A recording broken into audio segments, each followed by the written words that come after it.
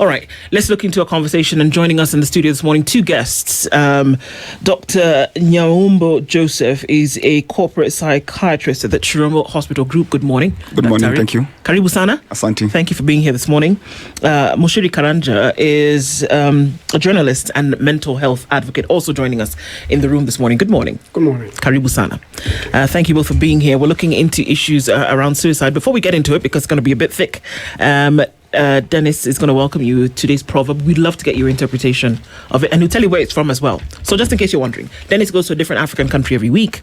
He lands there and we come back with a little bit of information from those countries, and Africa specific, and then he shares a proverb.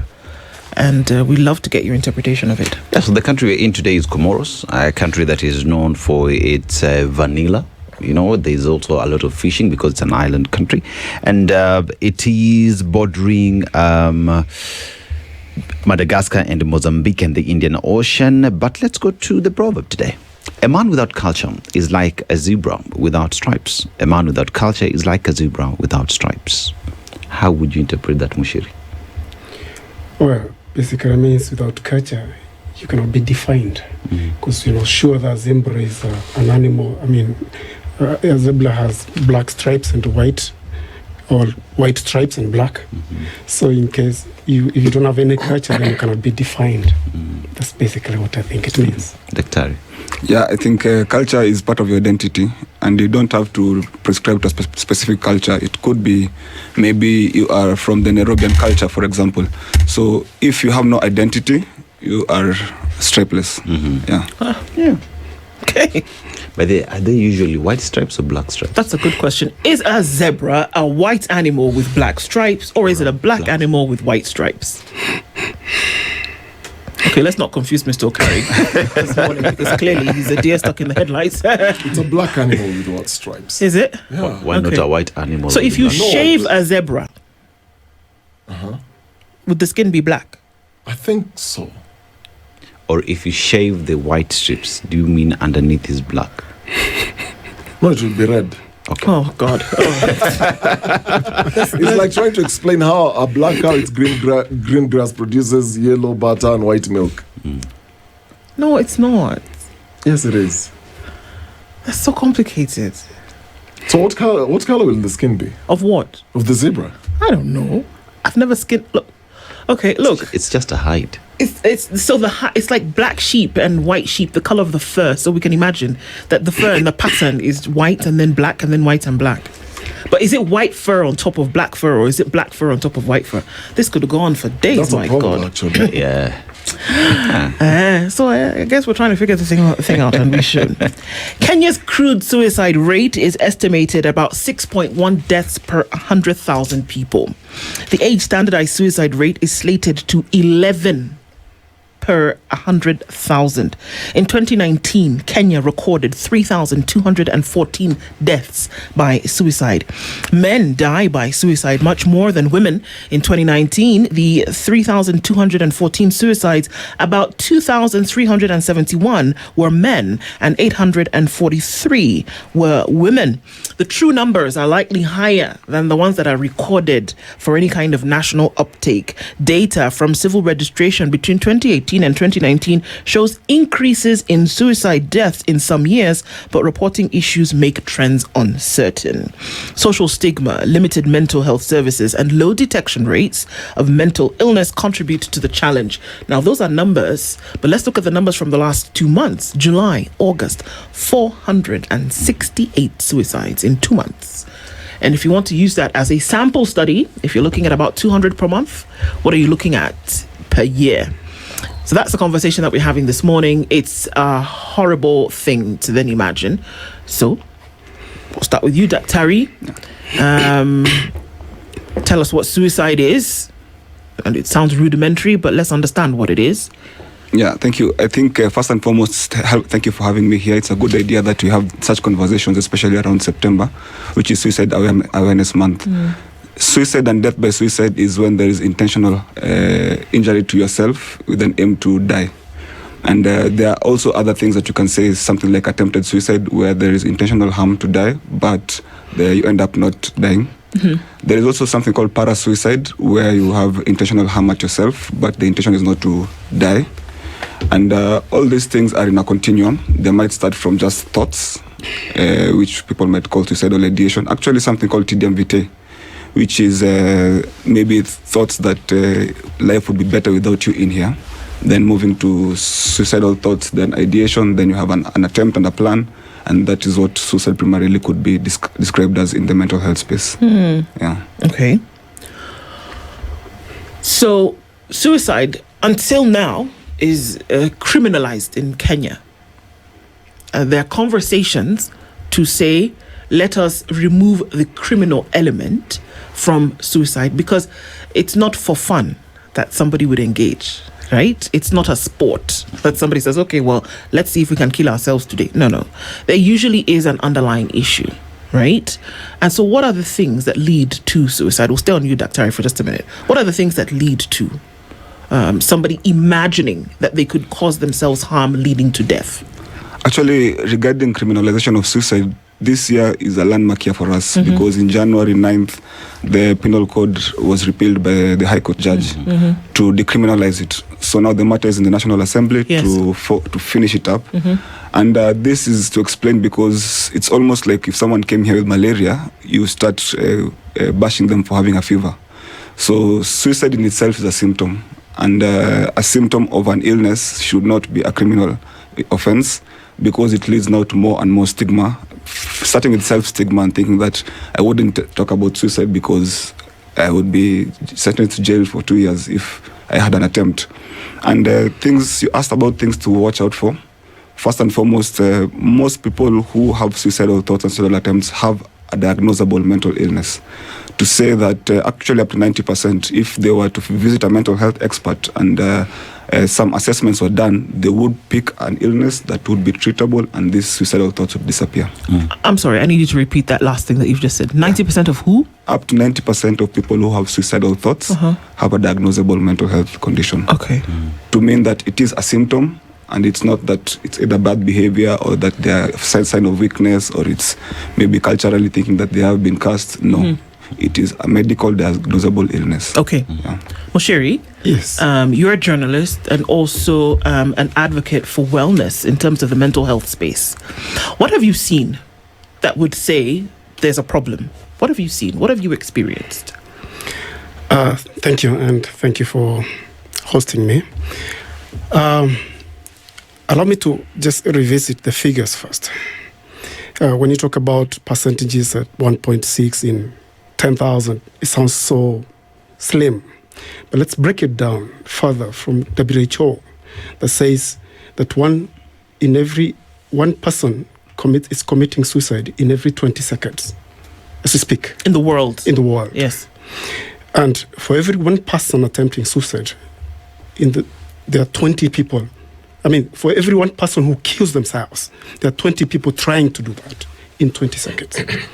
Let's break it down further. Basically, it means by the end of this program, about 90 people have killed themselves in the world. It means by the end of this program, about 180 people will have attempted suicide in the world by the end of this program. When you break it down that way, it becomes, the reality hits closer home. All right? Dr. says suicide, people do not kill themselves because of problems. Let's make that very clear here. I have that on authority. Some years ago, I was sent to cover a story of a man who jumped from the 8th floor of some building in Nairobi. And I went, found the man, jumped from the 8th floor to the mezzanine floor. Of course, he was dead. And when I went back to the newsroom, I was directed to go and talk to some experts. And that's how I landed with Dr. Frank Jenga. And I had my story written. It's a simple stories. A man has jumped and died. A simple story, close. Then Frank looks at me and laughs. So I tell Frank, this gentleman actually left a suicide note. Said his wife, his job. But Frank says, hold. This man did not kill himself because of his wife. He didn't kill himself because he didn't have a job. He didn't kill himself because he had money problems. This man killed himself because he was ill.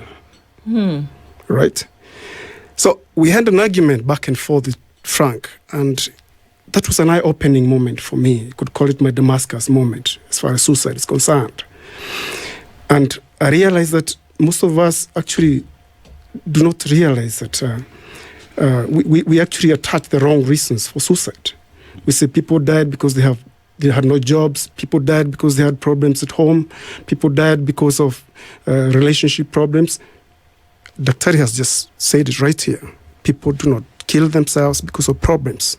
People do not kill themselves because of all those. Let's not blame other people for people killing themselves. People kill themselves because they have an underlying mental health problem. Now, let's break down the mental health problem for you. 1 in every 4 Kenyans has some mental health issue. Daktari, you correct me if I'm wrong. Right? So if people kill themselves because they have an underlying mental health problem, it basically means 1 in every 4 people is a potential suicide case in Kenya. So we're sitting here, 5 people in this room. Yes. And what you're telling us Yes. is that Dennis Okari Yes. One among us. or someone Yeah. could have a mental health issue. Yes. All right. That's a fact. That means one of us here must have contemplated suicide at some point. Okay. Strikes on me. It does. And you see, when you have such discussions, especially on matters suicide, you look at the society we are in, the African society, and that is considered an abomination. You know, it is wrong for you to even think about it. The stereotypes that do exist, and you'd find it's the reason why those who are ill do not come out to speak, because then what will the society say? You know, especially if you look at the numbers among men, we've been told, kwa mwanaume, be as hard as a rock. And Daktari, as all these things do exist, how difficult does it get in terms of people seeking care and help? Okay, I'll confirm to you what you just said. Up to 77% of people who die by suicide are in low and middle income countries.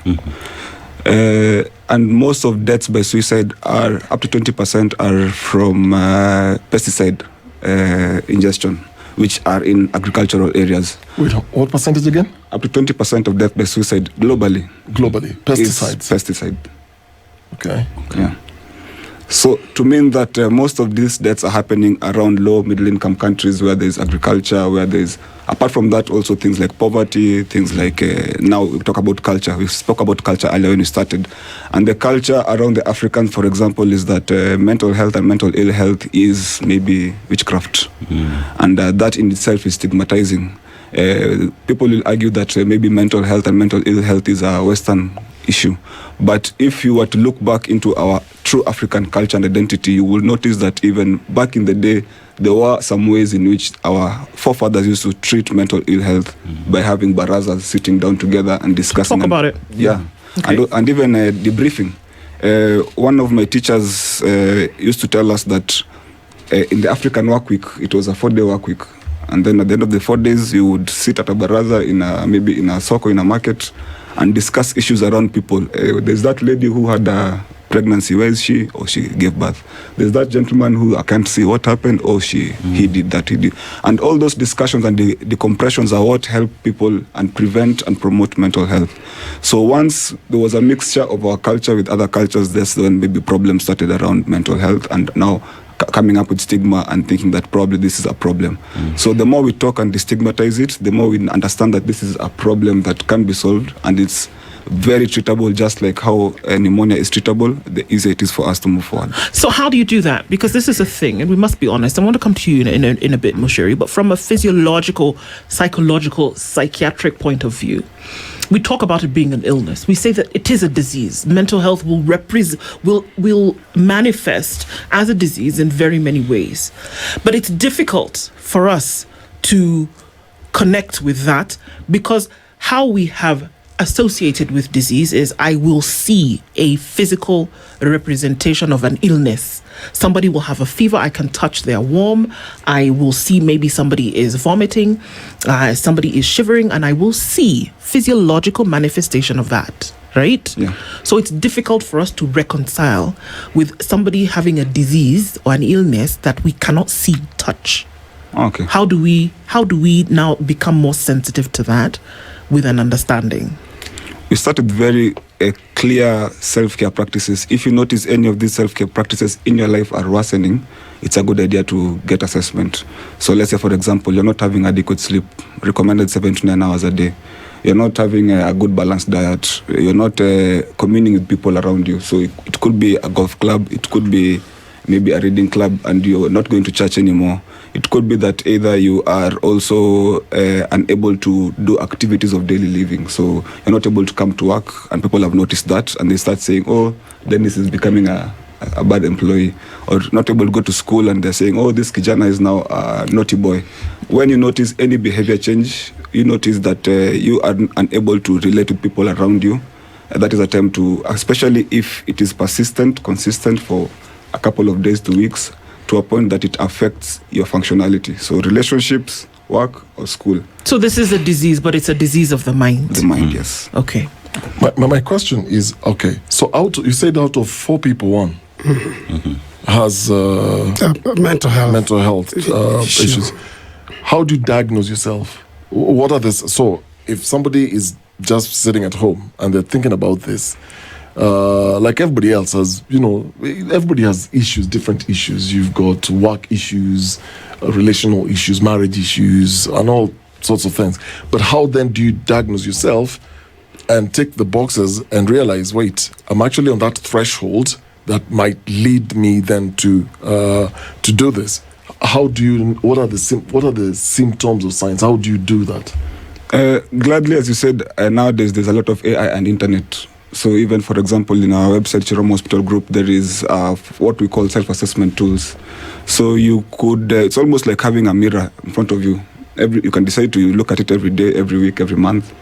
But you can say, hey, I feel I'm not well. You just go and check on an assessment tool on anxiety, for example, or on alcohol use disorder. And you tick the boxes and you say, hey, this is beyond normal. So the diagnosis happens when now you visit a doctor or a psychiatrist or a psychologist who can do a clinical diagnosis. Are you able to give us a few before even going to going online, because not everybody will have access? This morning I'm reading a story of ChatGPT in the US. There's a lawsuit by these parents who are suing the company OpenAI, saying that their teenager actually went to ChatGPT and was typing how actually to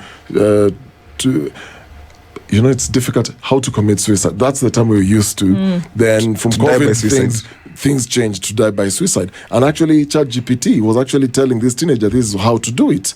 And the teenager finally died. But just take us through, for somebody who's listening, and they want to know, okay, why is my spectrum in this? What are the symptoms that I have mental health challenges? Okay, let me use an example of, let's say, a depressive illness. So the questionnaire, which is called a BDI or a Beck's Depression Inventory, will have questions like, I've been feeling sad for most of the day, almost every day, for the past couple of 1 or 2 weeks. Other than feelings of sadness, maybe I've also been feeling like my feelings of guilt, feelings of anger, feelings of worthlessness, feelings of hopelessness, feelings like my sleep is not good. Either I'm sleeping too much or I'm sleeping too little. Either my appetite is not good. Either I'm eating too much or eating too little. Either I have suicidal thoughts. Either I have a reduction in interest in things I used to like before. I have low energy. And when you tick, it's either they will tell you, is it happening almost every day for the past 2 weeks? Is it happening most of the time? Is it happening? Once you finish that assessment, it is able to score and tell you this is possibility of severe depression, mild, moderate, or the same. But that is not a diagnosis, just an assessment. Now that you cannot go to the doctor who can assess or can do a diagnosis. The challenge happens where you are having the mind which is supposed to make the judgment call that you're not well, and you become too unwell that it cannot judge that you're unwell. So it's called lack of insight. So those people who know you notice, you tell them, hey, you're not well. But the mind cannot conceive the fact that they're not well. If you had a fracture, the mind can tell you that you have pain. Yeah, but if you have mental pain, it can't tell you that you have mental anguish. Okay. That is where now the people around you can notice. Now they notice this gentleman is not does not perform as well as he used to, or is no more irritable. And that is why sometimes that they are brought to hospital by family and not by themselves voluntarily. Okay. Yeah. Muchiri, I want to ask you again, what have you seen that would show that there's a problem, probably higher than we are handling in society today? Those numbers we've given are of world numbers, but they're actually representative of the numbers in Kenya. So what have you seen that would convince you and talk to us about how serious this problem is? Okay, I think we need not go any further than the mental health report that I'm sure it's gathering dust somewhere, some office somewhere, because there was a presidential task force on mental health, right? And part of the reports, the findings were that actually mental health in Kenya should be declared a national emergency. Yes. A presidential declaration that mental health is a public health emergency. Already that tells you that researchers are saying, look, Kenyans, we have a problem here. When you go to the stats again, the report says clearly that it's difficult to capture the data on suicide cases in Kenya for a very simple reason. Very few cases are reported, right? Why? Because of stigma. Suicide has been illegal for a long time. All right, very few people will say our kin died of suicide. Right, so that tells you that the figures we are speaking about here are just what we know. That there'll be, for every one case of suicide, there will be several others unreported out there. So if one person is killing themselves in every 20 seconds, and 20 people are trying in every 20 seconds, these numbers could be higher than this. For sure. But because of the stigma, because we don't want to talk about it, because we want to think that, suicide is a witchcraft case, for example, you'd be surprised that a majority of Kenyans would rather take up someone who is mentally ill to a witch doctor or to a local pastor, right? Not realizing that suicide, the mental health issues that culminate in suicide can be treated, can be handled. And that's why experts are here. So, but can it also be spiritual? Because it goes from these other divide then, who argue. And I've had cases. I mean, let's talk stories. There are stories you'll hear. And I've had cases where somebody will just say that they've just been having nightmares, or they have these dreams at night and they keep hearing a voice speaking to them, and they will say demons. And I've actually interviewed, there's a gentleman who killed an entire family in Kakamega many years ago. And when he was being interviewed, and now later when I was talking to this gentleman, I was asking him, okay, so what led you to kill your wife and your 3 kids? And because when talking to the neighbors, they're saying this guy was very normal. He was going to the farm like everybody else, up in the shopping center, and everything looked okay. Then one morning he just woke up. Then everybody's crying in the village. And I asked him, so what made you kill your wife and your 3 kids? And he says, mimi sijui, nilisikia tu kitu imeniingia, shetani imeniingia, ikaniambia, chukua panga, anza katakata hao.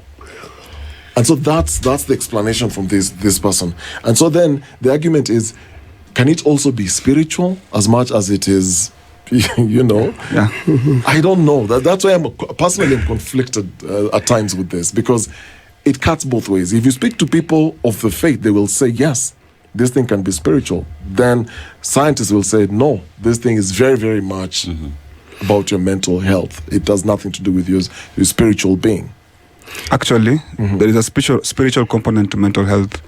The World Psychiatry Association has a position statement on spirituality and mental health, to mean that scientists are now seeing the importance of spirituality in mental health, to a point that we used to be taught that there's a biopsychosocial aspect, which is there's a biological aspect, a psychological and a social aspect to mental health. But now we know that there is also a spiritual aspect, and we are taught about that to first and foremost understand that there is that aspect, to a point that We are even involving religious leaders in this aspect.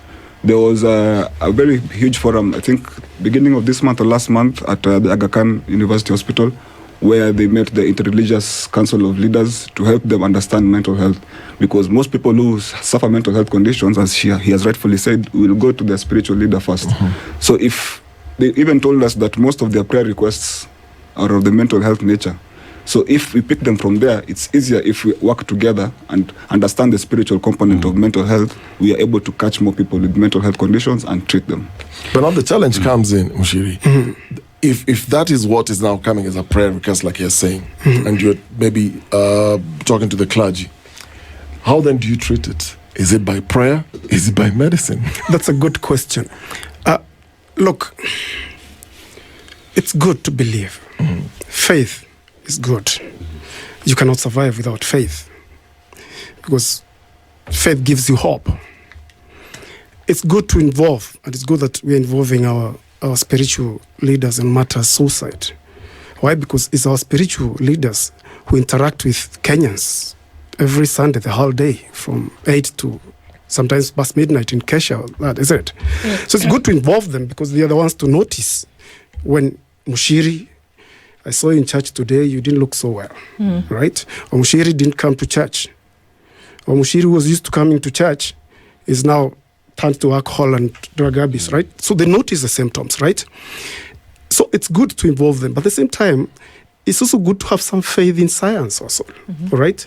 To believe that the mental illnesses, the mental situation conditions that end up in suicide can be treated, right? Can be managed by professional doctors.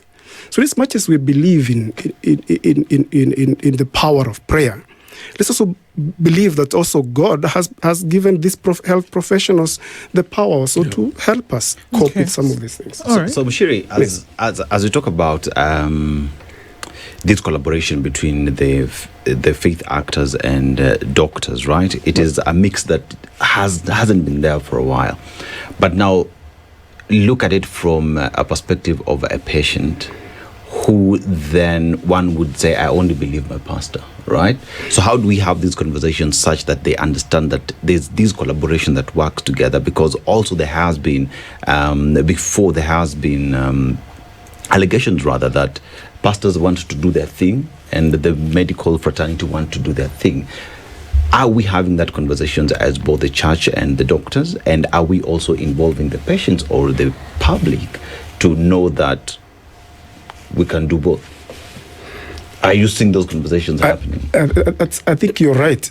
I agree with you. That, and I like what he said, that we have to involve everyone in this fight, right? Whether you're spiritual leaders, political leaders, everyone must get on board, right? If people who feel they are thinking suicidal thoughts, they are thinking suicide, if they trust their pastor, let's involve the pastor, and then let's use the pastor to get this man or woman connected to a doctor, and the matter is solved. I think it's that simple. Okay. Yes. So let's talk personal experiences here then, Muchiri, because you've written about your experience in a mental ward.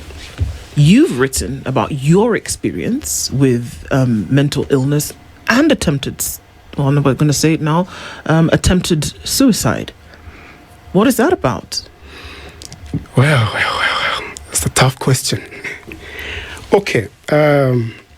One of the reasons I'm here is because I guess I'm a convert in this gospel that we need to talk about mental health, make it part of everyday discourse. And yes, it's true. I've had some time, I've sought help for a number of issues, including depression, anxiety.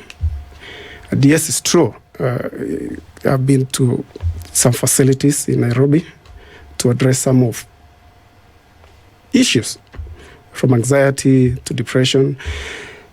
And this is why we say that we need the doctors to tell you when you're depressed. Don't try to tell yourself, to diagnose yourself that I'm depressed. All right? That's where we go wrong. Saying it all the time. Yes, some people say if they're feeling sad, they're depressed. Talk to the professionals. They'll tell you, yes, you have all the signs of depression. right? That's the first step towards healing. Okay, hold on.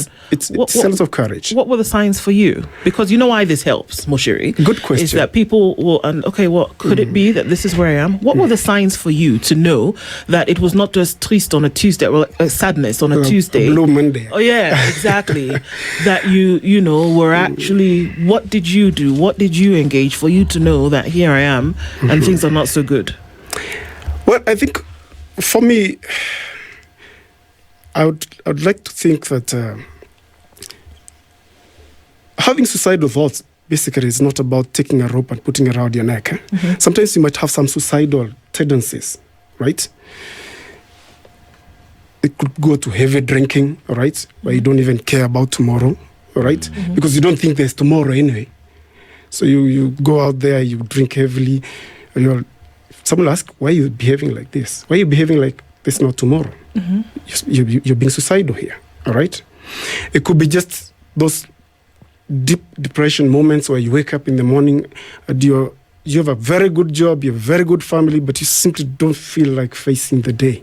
You want to stay in bed? You just want to stay in bed. You look ahead of you, you just see darkness. You don't see any reason to go to work. And you have a very good job.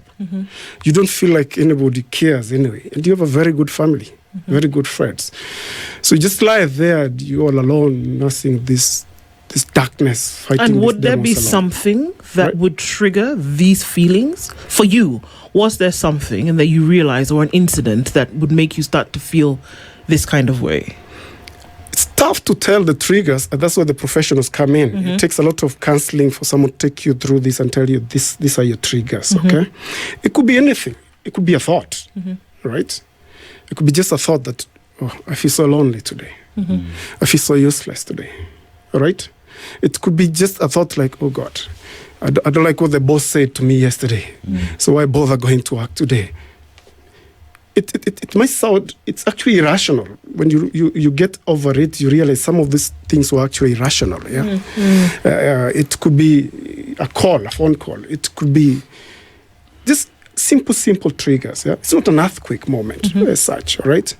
So for me, it's all those things and more. A word here, a thought there, some childhood memories. Sometimes now that when you go through counseling, that's when you realize, could be some of these things I was going through started long time ago, even before I realized I was depressed. Yeah. All right. But do not self-diagnose. It takes a professional to tell you, hey, you are depressed. So it takes some courage. Take that step of courage to see a professional. Tell them how you feel. This is where we're actually calling upon an open door policy in our hospitals, okay? The same way I can go to a hospital and tell a doctor I have a fever, all right? I can't do ABCD, I'm not eating, I've not eaten. It's the same way you should walk to any health facility and tell a doctor like, I'm feeling hopeless, I've been thinking about killing myself, I'm not eating, I'm not sleeping. I walk in and the doctor is able to, even if they cannot be able to treat you at the moment, they can refer you. Okay. And then you might just save a life. And that's essentially what declaring it a national emergency then would have been able to unlock. Exactly. So we'll get into that in just a minute. Exactly. Did you ever try to take your own life, Muchiri? Tough question. Yes, I guess I have. Why? That's the question. In many cases, when you tell people, yes, you have tried, that's the first question that comes. Why? All right. And so I don't blame you for asking why, because it's no reason to kill yourself. Because the only reason people want to kill themselves is they're not well. That's the only reason. All right. This being unwell is something that a doctor can handle. All right. So anybody who tells you, I wanted to kill myself because my wife left me. Nah. I wanted to kill myself because my job was bad. Look, no woman will stay with you when you're mentally not well. Anyway, so don't blame your wife for wanting to kill yourself. All right? No boss will let you stay on their job when you're not mentally well. So don't blame your boss. You're saying, oh, my boss, oh, my job. You not perform very well in your job if you're not mentally well. So let's not look for scapegoats when we're talking about suicide here. People do not kill themselves because of any other reason besides the fact that they're unwell. It could be anxiety, it could be stress, it could be depression, which is if you look at the list of mental health conditions in Kenya from the mental health report, we have anxiety at number 2, all right? We have depression at number 3, all right? It could be, so there is no other reason a person would want to kill themselves except one, that they are unwell. Okay. And that being unwell can be handled by professionals. But can we outrightly rule out external factors? Because well, I'm not a doctor, can't diagnose, but are there situations where, for example, somebody's in a bad relationship or you are in a job, you don't have anxiety, you don't have confidence issues, you don't have any of those issues. You are just very diligent in your work, but you have a very wicked boss. Can that wicked boss, Daktari, then push you? Or maybe a bad marriage, because this is about the other person and how they're treating you. And we've had cases where somebody's persistently being told something that they're not, that then pushes them to the edge, and then they decide, you know what, I'm going to take my own life. Can we rule out just external factors that have nothing to do with you having any underlying mental health issues?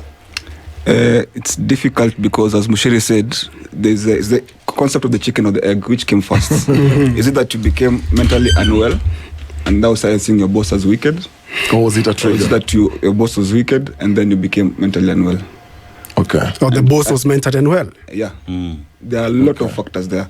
And it could start from biologically. So not necessarily just a mental illness, even a medical condition. We know people who have chronic pain from cancer wanting to die by suicide.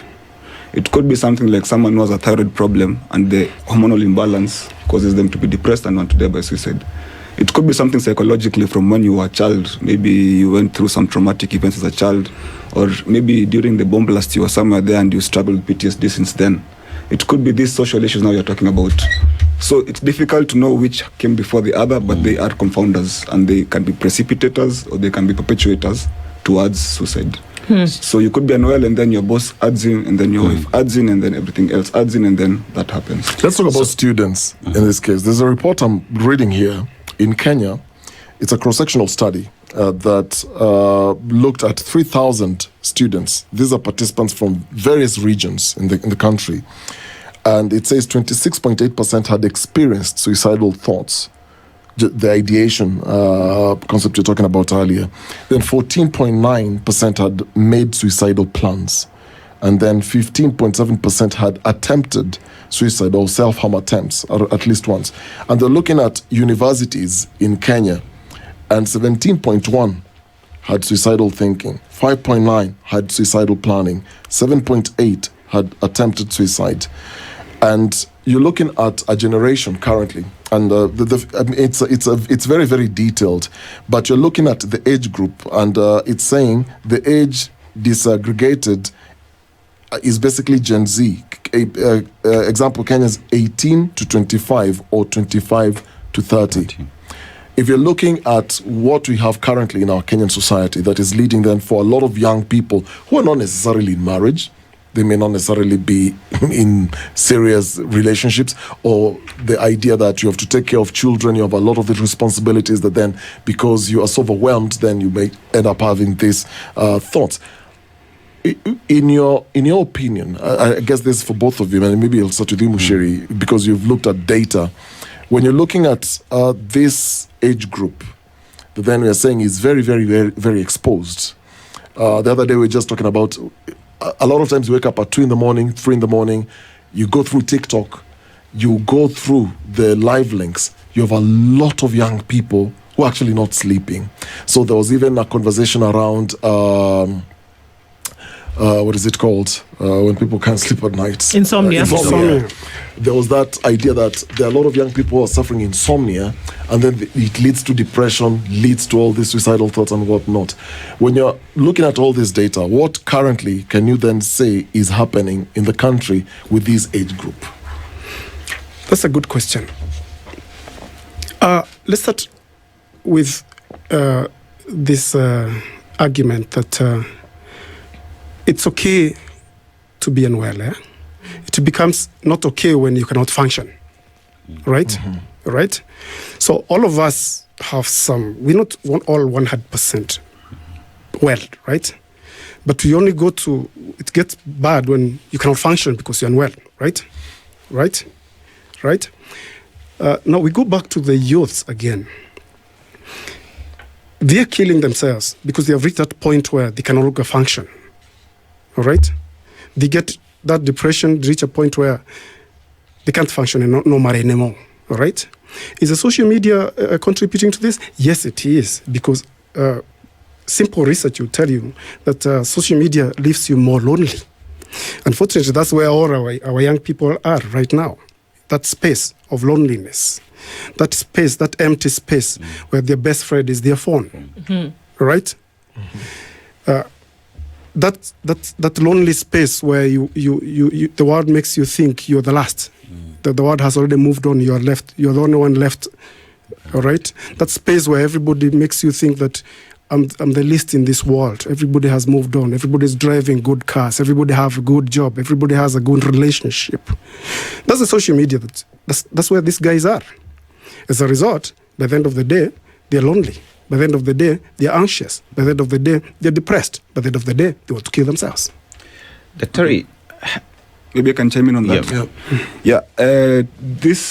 This issue around adolescent mental health and mental illness justifies the biological nature of these illnesses, because you see, as you rightfully said, they don't have what we perceive responsibilities, so people take care of, or relationships or something like that.